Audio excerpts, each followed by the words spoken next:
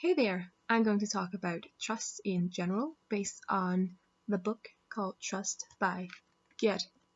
What's his name? Gert Svendsen. And then I'm going to I'll be focusing on Denmark's move towards control and thus abandonment of trust. Denmark is known for a few things around the world. Hans Christian Andersen, bicycles, Lars von Trier. What can I say? I understand Hitler. As Mikkelsen, Lego, of course, are a puzzling welfare state. Just like the bumblebee that shouldn't be able to fly, economists have had a hard time explaining how Denmark can be flying economically the way that Denmark has. As I said, a guy called Gert wrote a book called Trust, where he highlights and explains how trust may actually be Denmark's invisible fuel. What? So while the bumblebee remains a mystery, the Scandinavian welfare system surely doesn't.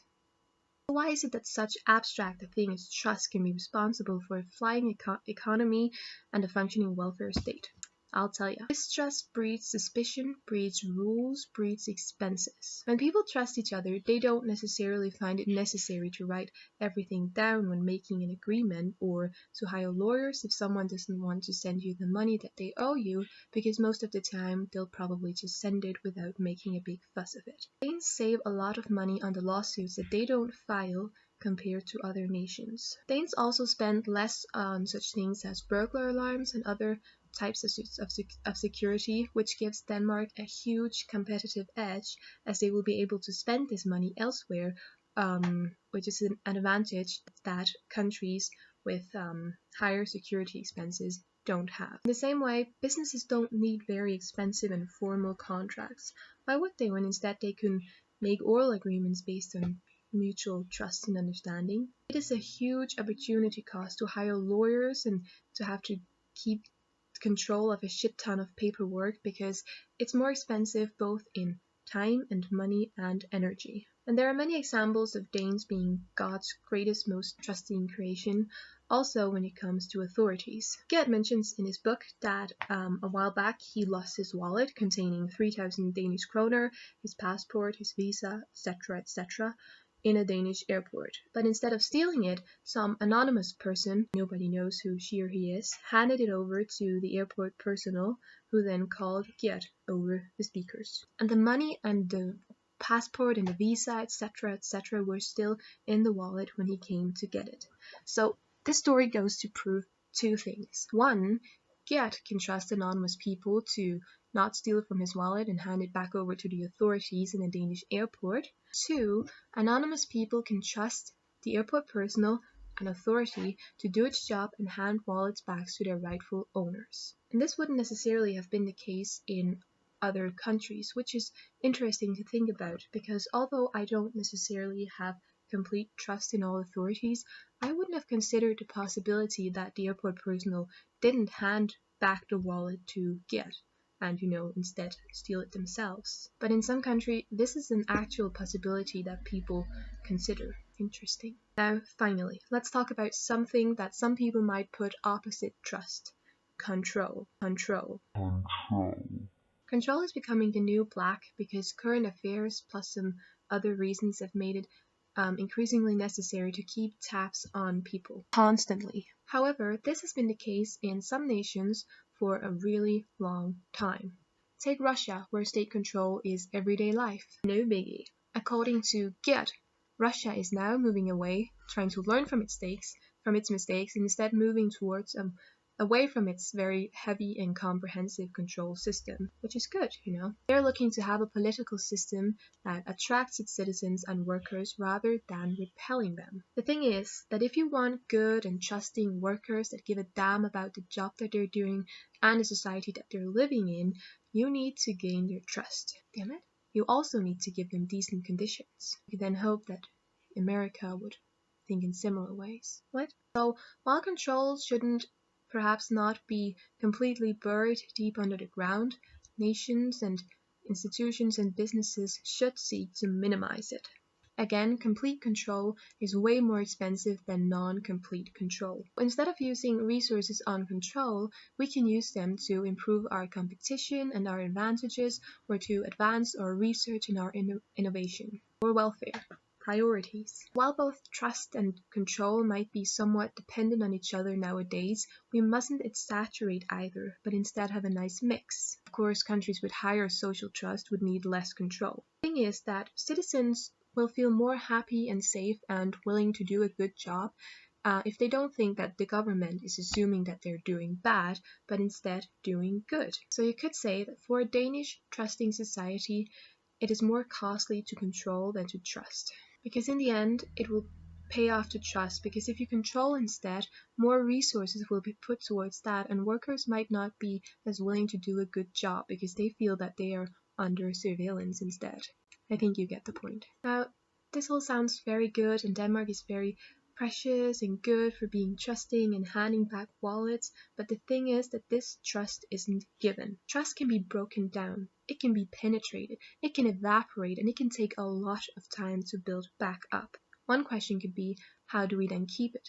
But more importantly, I would like to ask another question. Is Denmark taking this trust for granted and moving towards a more control-based rather than trust-based society? But before talking about Denmark, I would like to talk about the EU, the European Union, savior and protector of us all. That mentions that the objective of the European Union is to become the world's most competitive economy and to improve social cohesion. Gert then believes that the European Union can learn a lot from Denmark because apparently Denmark is also the least corrupt nation in the world, and of course we have the Scandinavian welfare model, so the European Union can learn a lot from Scandinavia's experiences because the minimal corruption and the better institutions create more trust and thus economic growth. So Gert recommends politicians that the European Union should effectively combat corruption. Now, I think that's interesting, seeing as the European Union is probably one of the most bloated, bureaucratic, market-based, profit-based, secluded, secretive, rich people favoring institutions you will find. I talk of building up trust in the EU nations if there is limited trust in the EU itself. And if the EU should want to implement more trust in its member countries, why is it doing everything to keep away trust in itself? For example, we have the TTIP and the CETA trade agreements that are being negotiated currently in secret. So much for trust. The only reason that we know parts of these agreements is because some people have leaked parts of them. And what we know, which is definitely not all, doesn't exactly favor normal citizens like you and me. Unless, of course, you're not a normal citizen, but a rich, multinational, cooperational person, in which case it really does favor you. Anyway, normal citizens are the losers. We could get more poisons and chemicals in our food and other products. We could get more chickens dipped in chlorine. We could get worse social rights, less workplaces, less democratic power, and more multinational cooperational power. Constantly. One of the points in the TTIP agreement is that a corporation is allowed to sue a government or a country if they lose profits based on a tax or a law that the country implements. For example, if Denmark were to raise the tax on tobacco with the TTIP,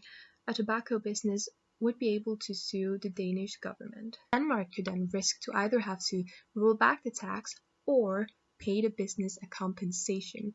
A compensation the amount of all of the profits that the business estimates itself that it could have made in the future if the tax wasn't a thing. Another quick example is how I think it was a business in Sweden or in Germany that wanted to use natural gas in favor of the environment, but they had to roll this back. They couldn't do it because they weren't allowed to favor green energy because it wasn't necessarily the most profitable.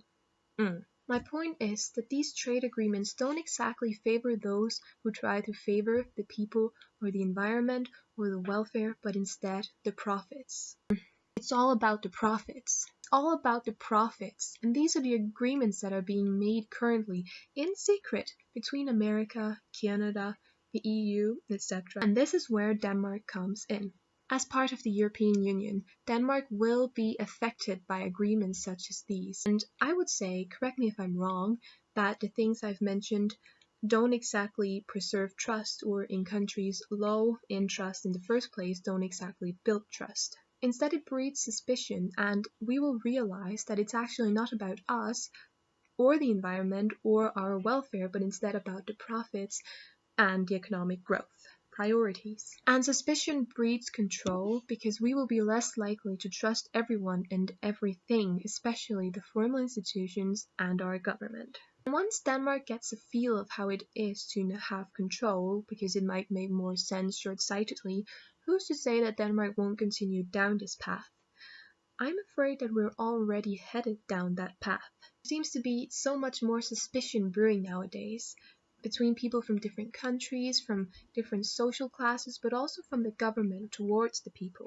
And this could be very dangerous, because while Gert talks of social trust, which is a trust in strangers that you have never met before, and this social trust being a great Danish asset, I fear that this asset is disappearing and that control is to a larger and larger degree making its presence. There is a team in the municipality of Esbjerg in Denmark called Team Control, or translated Team Control. Not Team Trust, but Team Control. The mission of this team is to uncover social fraud. What this team then does is that it might drive out to your house and observe you. It's not surveillance unless they do this more than 40 times.